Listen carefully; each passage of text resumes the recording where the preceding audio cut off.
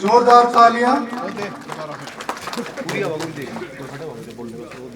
अब मैं श्री अशोक सिंह उर्फ गुलाबा सरपंच प्रतिनिधि कलावड़ से निवेदन करता हूं कि वे श्री अशोक शेरवाल जी को गुलदस्ता देकर सम्मानित करें।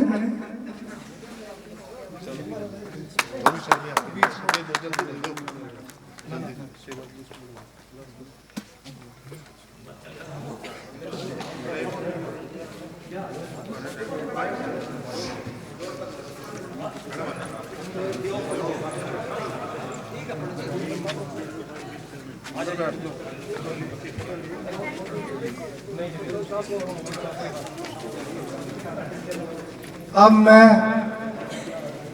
जन नायक जनता पार्टी के राष्ट्रीय संयोजक एवं इस कार्यक्रम के मुख्य अतिथि श्री अजय सिंह चौटाला जी को करबद्ध निवेदन करता हूं कि कृपया दो शब्द जननायक पार्टी जिंदाबाद, भाई अजय सिंह चौटाला जिंदाबाद, जेजेपी जेजेपी जिंदाबाद, अजय चौटाला जी जिंदाबाद, कुसुम शेरवाल जी जिंदाबाद।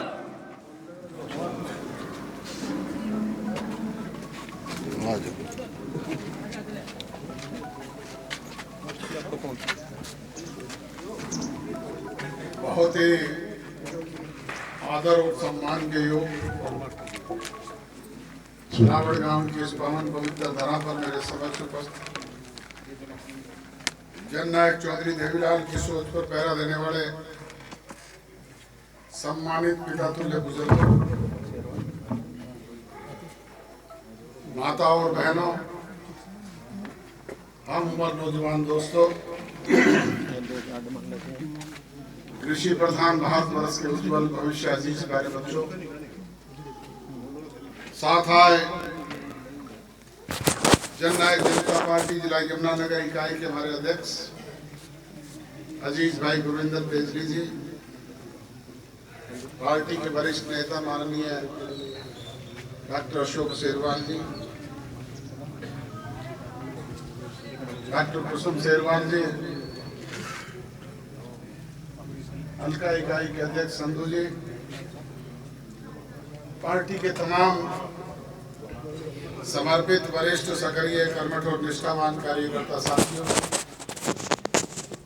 ग्राम की सरपंच साहिबा मोनिका जी,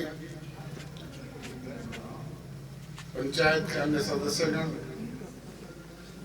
आज बड़े लंबे अंतराल के बाद आप लोगों के दर्शन करने का मौका मिला है, आपसे रूबरू मिलने का अवसर प्रदान हुआ है।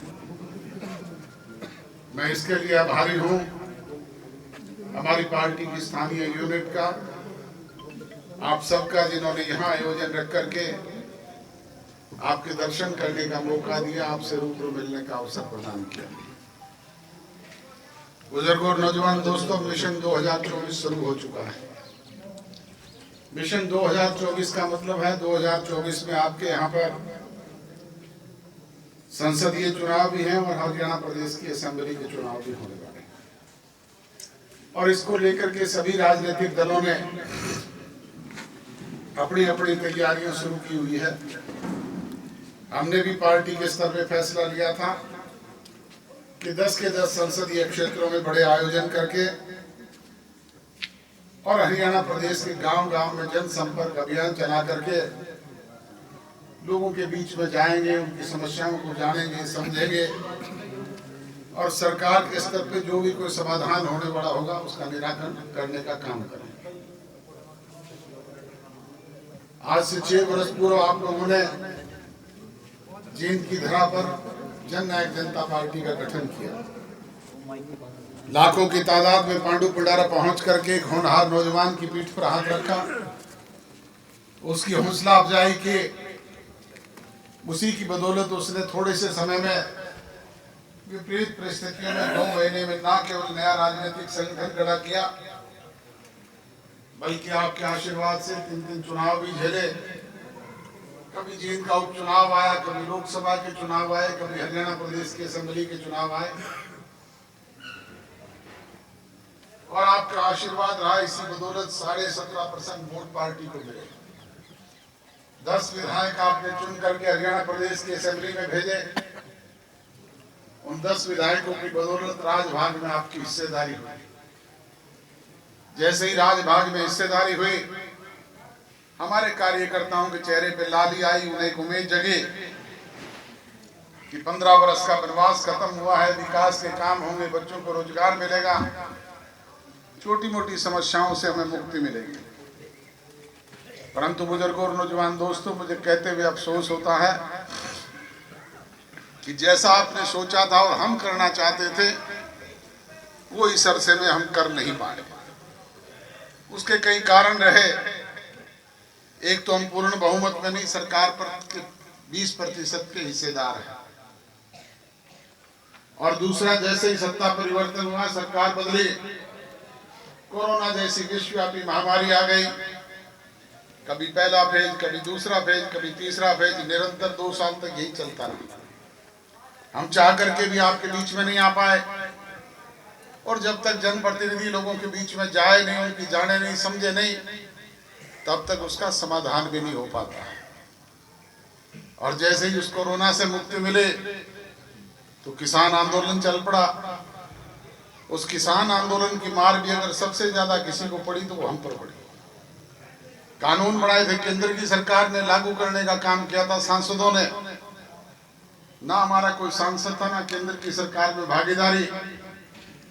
परंतु उसके बावजूद भी जगह जगह जो किसान भाई धरने पे बैठे हुए थे, वो निरंतर एक ही बात करते थे कि दुष्यंत चौटाला इस्तीफा दे दे, सरकार से अलग हो जाए। मैंने अनेक बार सार्वजनिक मंचों से भी कहा, मीडिया के समक्ष भी कहा कि भाई इस्तीफा अगर कोई समाधान है तो एक दुष्यंत चौटाला का नहीं, 10 के 10 विधायकों को मुझसे ले जाओ और अपना समाधान करवा दो। इस्तीफा तो केंद्र की सरकार में मंत्री रही हरसिमरत कौर बादल ने भी मंत्रिमंडल से दिया। इस्तीफा तो मेरे भाई अभय सिंह चौटाला ने भी विधायकी से दिया था। कुछ हासिल हुआ क्या? हासिल होता है राज से, सत्ता से, ताकत से, और समाधान निकलते हैं बातचीत के जरिए। आज अगर आपकी दी हुई ताकत है, हम सत्ता में है, तो आप जो भी कोई छोटी मोटी समस्याएं हमारे समक्ष लेकर के जाते हैं, हम सरकारी तंत्र के माध्यम से उसका समाधान करवाने का काम करते हैं। और अगर ताकत में ना हो, सत्ता में ना हो, तो फिर मेरे जैसे कितने लोग रोज आपके बीच में भाषण झाड़ते फिर कोई पूछने वाला है क्या? जो कोई कोर कसर कमी कोताही पिछले समय में रही है, चाहे वो किसान आंदोलन की वजह से रही, चाहे कोरोना की वजह से, चाहे कोई हमारी कमी की वजह से रही, शेष बचे हुए समय में ना केवल उसकी भरपाई करेंगे बल्कि आपको सवाया करके देने का काम करेंगे। और जो कोई कोर कसर कमी कोताही संगठन की दृष्टि से रही है, उसकी भरपाई करने का काम आप लोगों ने करना है। वो काम ना अकेला अजय सिंह चौटाला कर सकता, ना मंच पर बैठे हुए लोग कर सकते, वो आप और हम मिल करके कर सकते हैं। इसलिए आपसे विनती और गुजारिश है कि हर बूथ पे बूथ योद्धा, और आजकल 50% की भागीदारी माताओं और बहनों की, इसलिए हर बूथ पे बूथ सखी और उनके साथ मजबूत अनुभवी लोगों की टीम खड़ी करने का काम करें, ताकि निकट भविष्य में जब भी वो अवसर आए, वो मजबूत टीम आपकी पार्टी के पक्ष में मतदान करवा करके आपको सत्ता के दहलीज तक पहुंचाने का काम कर सकते। पर ये संभव तभी हो पाएगा जब हम आपसी छोटे मोटे मन मुटाव, गिले शिकवे, शिकायतों को दूर करके, जाति पाति धर्म और मजहब के बखेड़े से ऊपर उठ करके 36 बिरादरी के भाई जब भी वो अवसर आए, इस चाबी वाला बटन दबाने का काम करना। फिर ये चाबी आपके विकास के दरवाजे खोलने का काम करेगी। हमारे राजनीतिक प्रतिद्वंदी जो तरह तरह की नुक्ताचीनी करते हैं, उनके मुंह पर ये ताला लगाने का काम भी चाबी करेगी। पर ये संभव तभी हो पाएगा जब आपका सहयोग, समर्थन, प्यार और आशीर्वाद मिलेगा। मैं आप सब लोगों का आभारी हूँ, धन्यवादी हूँ कि आप अपने काम के कीमती समय में से समय निकाल करके आए। मुझ जैसे छोटे से कार्यकर्ता की बात सुनी, हौसला बढ़ाया। गांव में पहुंचने पर जो प्यार भरे फूल आपने भेंट किए, जो सम्मान सूचक पगड़ी मेरी गांव की तरफ से मेरे सर पे रखी, उसके लिए आपका यही यकीन, विश्वास और भरोसा दिलाता हूं कि मेरी रगों में भी चौधरी देवीलाल जी का खून है। मुझे गर्व है इस बात पर।